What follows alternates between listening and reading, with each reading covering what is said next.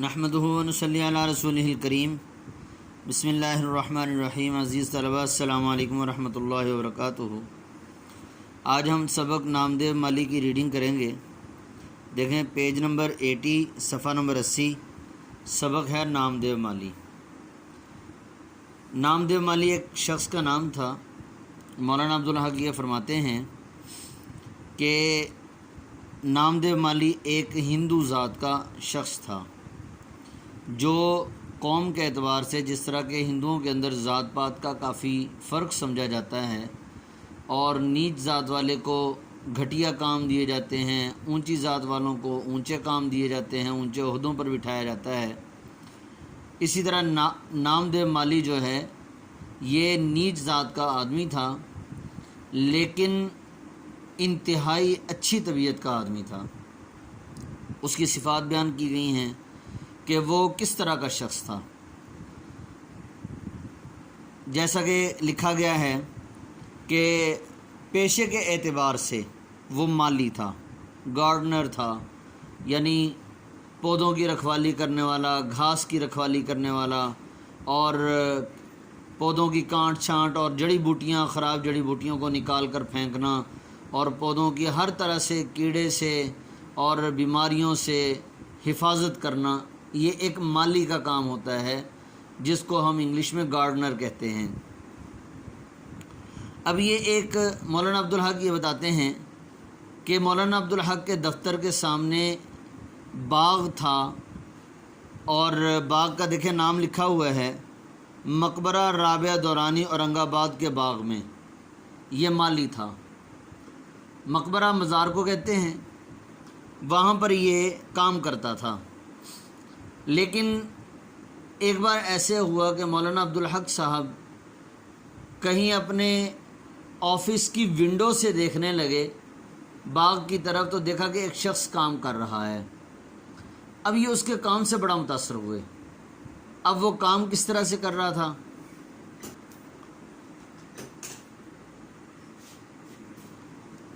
کہ پودوں کی کانٹ چھانٹ کرتا، پانی ڈالتا، پودوں کی جو جڑ جہاں پہ اس کی لگی ہوئی ہوتی ہے اس کے ارد گرد کی جگہ کو صاف کرتا، وہاں پر پانی لگاتا، اور بار بار پودوں کو ادھر ادھر سے دیکھتا، پیچھے مڑ مڑ کر دیکھتا اور دیکھ کر خوش ہوتا، اور جب پودا صاف ستھرا ہوتا تو اس کو دیکھ کر خوش ہوتا، اور پھر اگر کسی پودے کو کوئی بیماری وغیرہ لگی ہوتی تو اس کی اپنے بچوں کی جان سے، اپنے بچوں سے زیادہ اس کی حفاظت کرتا، اپنی جان سے بھی زیادہ حفاظت کرتا تھا، اور پریشان اس طرح ہوتا تھا جس طرح کہ اس کی اولاد میں سے کوئی بیمار ہو گیا ہے۔ تو مصنف جو ہیں یہ بتاتے ہیں کہ یہ پودوں کو ہی اپنی اولاد سمجھتا تھا، اور پھر پودوں کے کانٹ چھانٹ میں اور پودوں کی دیکھ بھال میں یہ اتنا ماہر ہو چکا تھا کہ اس کو جڑی بوٹیوں کی شناخت ہو گئی تھی کہ کون سا پودا، کون سی جڑی بوٹی، کون سی بیل، کون سی جو ہے یہ کون سا جو سبزہ ہے، یا کون سی یہ چیز ہے، یہ جو پودا اگا ہوا ہے، یہ کس بیماری کے لیے شفا کے طور پر استعمال ہو سکتا ہے۔ اب اس کو اتنا تجربہ ہو گیا تھا، اور لوگ بھی اس کے پاس آتے تھے، کیوں؟ تاکہ اپنی بیماری کا علاج کروا سکیں، اور یہ ان کی بغیر معاوضے کے ان کی مدد بھی کرتا اور ان کو جڑی بوٹیوں کی دوائیاں بھی بنا کر دیتا تھا۔ دوسرے الفاظ میں یہ سمجھیے کہ یہ ایک حکیم بھی تھا ساتھ ساتھ، کہ پودوں کی جڑی بوٹیوں سے یہ دوائیاں بنا کر، میڈیسن وغیرہ بنا کر یہ دیا کرتا تھا۔ تو مصنف جو ہیں عبدالحق یہ لکھتے ہیں کہ ایک بار یہ کام میں مصروف تھا کہ پتہ نہیں اچانک کہیں کسی جگہ سے مکھیوں کا، شہد کی مکھیوں کا جھنڈ آیا، اور سارے کے سارے مالی جو ہیں مکھیوں کے جھنڈ کو دیکھ کر چھپ گئے، لیکن یہ اپنے کام میں مگن اور مصروف رہا، اور یہ اتنا مصروف رہا کہ اس کو بالکل بھی یہ محسوس نہ ہوا کہ مکھیاں اڑ رہی ہیں اور اس کو کاٹ رہی ہیں، اور کہتے ہیں کہ اس کو اتنا کاٹا کہ اسی مکھیوں کے کاٹنے کی وجہ سے اس نے جان دے دی۔ اب مصنف جو ہیں وہ بتانا چاہ رہے ہیں کہ انسان جو ہے جب اپنے کام کے اندر اس طرح سے مگن ہو جائے کہ اس کو دنیا و ما فیہا، دنیا اور جو کچھ دنیا میں ہو رہا ہے یا دنیا کے اندر جو دوسرے معاملات ہو رہے ہیں ان کی بالکل بھی خبر نہ ہو، بس اپنے کام سے لگاؤ ہو، تو ایسے کام کو کام کہا جاتا ہے۔ اور نامدیو مالی ایسا شخص تھا کہ جو اپنے کام کو کام سمجھتا تھا اور اپنے کام کو ذمہ داری یعنی فرض سمجھ کر کام کرتا تھا، اپنے کام کو بوجھ نہیں سمجھتا تھا۔ اور پھر باغ کے داروغہ کا تذکرہ ہوا کہ جو عبد الرحیم خان فینسی باغ کے داروغہ تھے، باغ کے نگران تھے، وہ باغ کے نگرانی کرنے والے وہ دوسرے مالیوں کو ڈانٹ ڈپٹ کر کے، ان کو جھڑک کر، ان کو جو ہے ان کو کسی نہ کسی طریقے سے ان پر سختی کر کے ان سے کام لیتے تھے۔ لیکن مولانا عبدالحق صاحب فرماتے ہیں کہ عبد الرحیم خان فینسی نے کبھی بھی نامدیو مالی کو نہیں ڈانٹا کہ بھئی تو نے کام کیوں نہیں کیا، کیوں؟ وہ کام اپنا پہلے سے ہی پورا کر چکا ہوتا تھا۔ اور پھر مولانا عبدالحق یہ فرماتے ہیں کہ 3 صفات ایسی ہیں جو کسی بھی شخص کے اندر آ سکتی ہیں: سچائی، نیکی اور خوبصورتی۔ سچ ہونا، نیکی کرنا اور خوبصورت ہونا، یہ کسی بھی شخص کے اندر یہ صفات پیدا ہو سکتی ہیں۔ یہ کوئی ضروری نہیں ہے کہ یہ مالدار آدمی کے اندر ہوں، یہ غریب سے غریب آدمی اور نچلے طبقے کا، سب سے نچلے طبقے کا آدمی، اس کے اندر بھی یہ صفات پیدا ہو سکتی ہیں۔ پھر مولانا عبدالحق صاحب نے ایک اور یہ بات فرمائی کہ آدمی بڑا کیسے بنتا ہے، یعنی بڑا آدمی صفات کے اعتبار سے کیسے بنتا ہے۔ تو مولانا فرماتے ہیں کہ یہ کوئی ضروری نہیں ہے کہ ہر آدمی جو ہے وہ اپنے کمال درجہ کمال تک پہنچ جائے اور ایک سٹیج ایسی آ جائے کہ انسان وہاں پر پہنچ کر انسان یہ سمجھنے لگے کہ میں بہت بڑا آدمی اور بہت نیک آدمی بن گیا ہوں۔ ایسا نہیں ہے، بلکہ انسان نیک اور صفات والا اور درجہ کمال تک تب ہی پہنچتا ہے، اسی وقت پہنچتا ہے جس وقت انسان کوشش میں لگا رہتا ہے اور انسان دل کے اندر یہ سوچتا ہے کہ میرا یہ مرتبہ نہیں ہے، بلکہ میں نے اس سے بھی آگے جانا ہے، میں نے اس سے بھی اوپر جانا ہے، میں نے اس سے بھی زیادہ بلند مقام اللہ کے نزدیک حاصل کرنا ہے، میں نے اس سے زیادہ محنت کرنی ہے۔ جب انسان یہ سمجھتا ہے اور اپنی محنت کو، اپنے درجے کو کم سمجھتا ہے، اپنی محنت کو کم سمجھتا ہے اور کم سمجھتے سمجھتے وہ اور زیادہ محنت کرتا ہے، تو اسی محنت کے بل بوتے پر وہ ترقی کی منازل طے کرتا جاتا ہے اور اللہ جل شانہ اس کو بلند مقام عطا فرما دیتے ہیں۔ اور حقیقت میں وہ عاجزی کر رہا ہوتا ہے کہ میں جو ہے وہ ابھی اس مقام تک نہیں پہنچا جس مقام تک مجھے جو ہے پہنچنا چاہیے تھا، لیکن لوگوں کی نظر میں وہ اس مقام تک پہنچ چکا ہوتا ہے، اپنی نظر میں وہ نہیں پہنچا ہوتا۔ بس اسی تگ و دو کے اندر انسان زندگی کی بازی ہار جاتا ہے۔ حقیقت میں جب انسان زندگی کی بازی ہارنے لگتا ہے، پھر اس کو جو مناظر نظر آتے ہیں، ان مناظر کے ذریعے سے اس کو پتہ چلتا ہے کہ واقعتاً وہ کس مقام تک پہنچ چکا ہے۔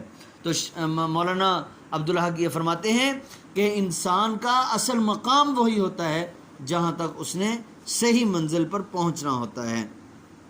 تو دیکھیں، ریڈنگ کرتے ہیں۔ نامدیو مالی، نامدیو مقبرہ رابعہ دورانی اورنگ آباد دکن کے باغ میں مالی تھا، ذات کا ڈھیر جو بہت نیچ قوم خیال کی جاتی تھی۔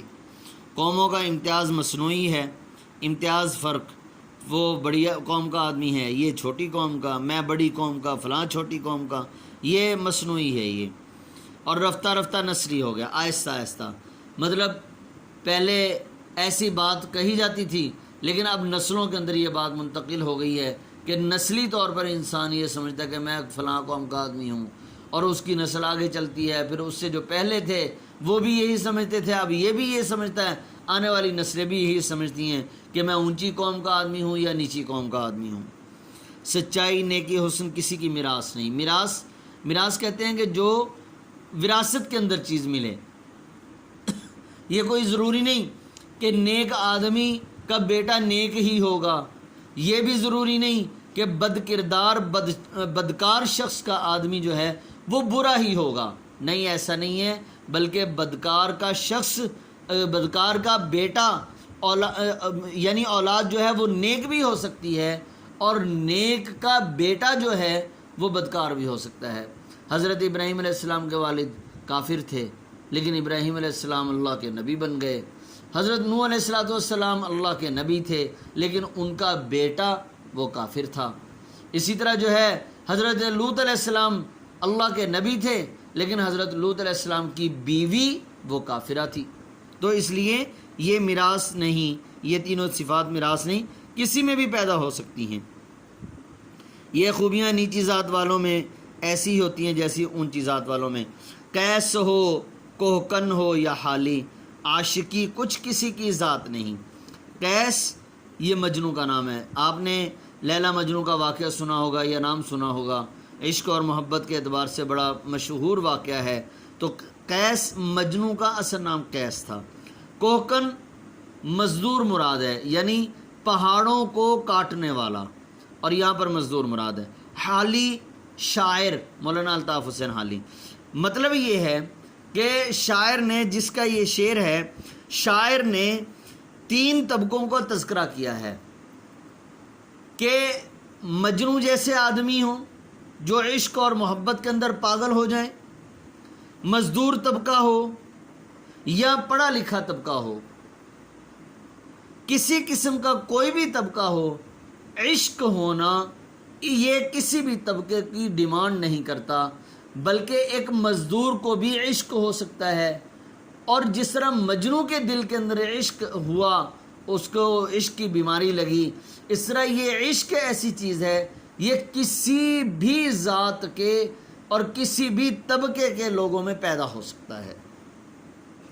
مقبرے کا باغ میری نگرانی میں تھا۔ مولانا عبدالحق فرماتے ہیں، میرے رہنے کا مکان بھی باغ کے احاطے میں ہی تھا۔